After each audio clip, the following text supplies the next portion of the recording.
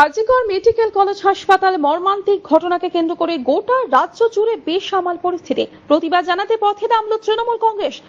আজ বীরভূমের ইলামবাজার ব্লক তৃণমূল কংগ্রেসের পক্ষ থেকে একটি অবস্থান বিক্ষোভ কর্মসূচি পালন করা হয়।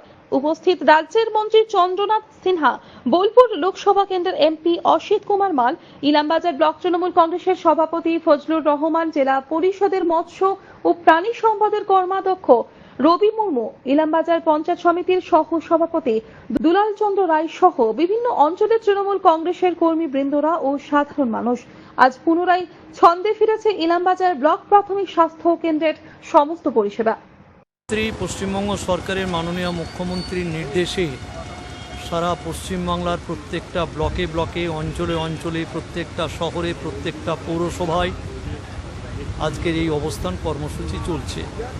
আমরা বীরভূম জেলার পক্ষ থেকে এখানেও ইলামবাজার ব্লকে মাননীয় মন্ত্রী চন্দ্রনাথ সিনহার নেতৃত্বে সকল নেতৃত্ব এখানে উপস্থিত আছেন।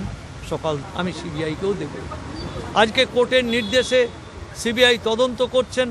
তিনি পরিষ্কার করে সেদিন বললেন, আমার সরকারের পক্ষ থেকে যতটা সহযোগিতা চাইবে সেই সহযোগিতা আমি করব। আমার একটাই কথা, দোষীদের ফাঁসি দিতে হবে। বীরভূম থেকে জয়ন্ত মণ্ডলের রিপোর্ট, আনন্দ বার্তা।